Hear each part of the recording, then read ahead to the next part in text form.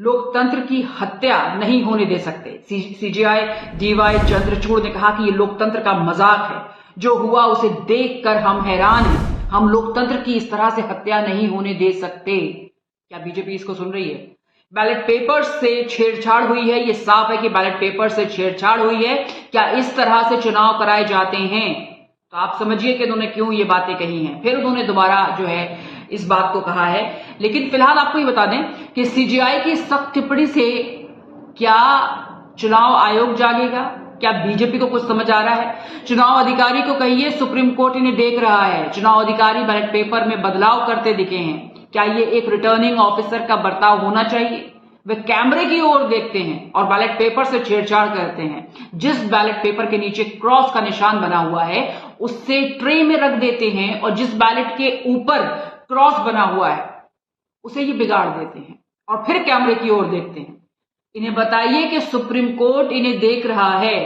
हम लोकतंत्र की ऐसे हत्या नहीं होने देंगे। जिस तरीके से इस रिटर्निंग ऑफिसर ने धांधली की, जिस तरह से इसने निडरता से ये पूरा काम किया, किसकी शय इसको मिली हुई थी, कैसे ये काम कर रहा था, पूरे चुनाव में इसने गड़बड़ी की है लेकिन इसको कोई रोकने वाला नहीं था।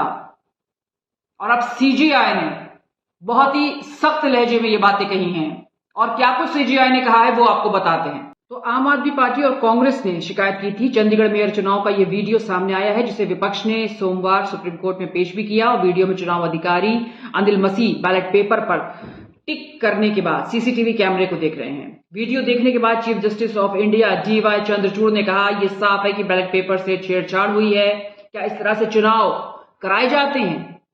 इस आदमी चुनाव अधिकारी की बात वो कर रहे हैं, उस पर केस चलना चाहिए। ये कैमरे की ओर क्यों देख रहे हैं? फिर किसी भगौड़े की तरह क्यों भाग रहे हैं? ये कहा है सीजेआई ने और सीजेआई ने जो कहा है वो बहुत सख्त टिप्पणी है। सुप्रीम कोर्ट ने इस मामले को संगीन माना जिसके बाद मेयर चुनाव का सारा रिकॉर्ड हाईकोर्ट में जमा करवा दिया और निगम बैठकों पर रोक लगाते हुए सुप्रीम कोर्ट ने कहा कि जबरदस्त जरूरत पड़ी तो हम चुनाव दोबारा भी करा सकते हैं। वहीं चुनाव अधिकारी अनिल मसीह को जवाब देने के लिए व्यक्तिगत रूप से तलब भी किया गया है और इस मामले की अगली सुनवाई 19 फरवरी को होगी। तो अनिल मसीह ने किस नियम का फायदा उठाया? बैलेट पेपर के ऊपरी हिस्से में इंडिया अलायंस के कैंडिडेट कुलदीप कुमार का नाम था और निचले हिस्से में बीजेपी कैंडिडेट नरेंद्र सोनकर का नाम था। कुलदीप कुमार को जो वोट मिले उसके निचले हिस्से में टिक करके उन्हें इनवैलिड किया गया और नियम अनुसार बैलेट पेपर पर चुनावी मुहर के अलावा कोई भी निशान वगैरह होने पर उन्हें इनवैलिड करने का प्रोविजन है। अनिल मसीह ने इसी नियम का फायदा उठाया है। तो अब आप सोचिए जब ऐसे चुनाव अधिकारी होंगे तो चुनाव फिर कैसे होगा? वैसे भी चुनाव को लेकर लगातार जो है क्वेश्चन उठ रहे हैं, सवाल उठ रहे हैं और इस तरह के अगर चुनाव अधिकारी चुनाव कराएंगे तो फिर आप समझ सकते हैं कि उसका रिजल्ट क्या होने वाला है और क्या लोगों को संदेश जा रहा है। ये इस तरीके से धांधली करके चुनाव करवाए जाएंगे क्या? और बहुमत होने के बावजूद भी मेयर इलेक्शन में हार पर आम आदमी पार्टी कांग्रेस के joint mayor candidate Kuldeep Kumar 30 जनवरी को पंजाब और हरियाणा हाईकोर्ट चले गए। उन्होंने कहा कि चुनाव अधिकारी ने बैलेट पेपर से छेड़छाड़ की। इस चुनाव को रद्द करने या स्टे लगाने के साथ पूरे मामले पर जल्द फैसले की उन्होंने मांग की अपनी याचिका में। हाईकोर्ट ने 31 जनवरी को इसकी सुनवाई करते हुए 3 हफ्ते में प्रशासन से चुनाव से जुड़ी रिपोर्ट तलब कर ली।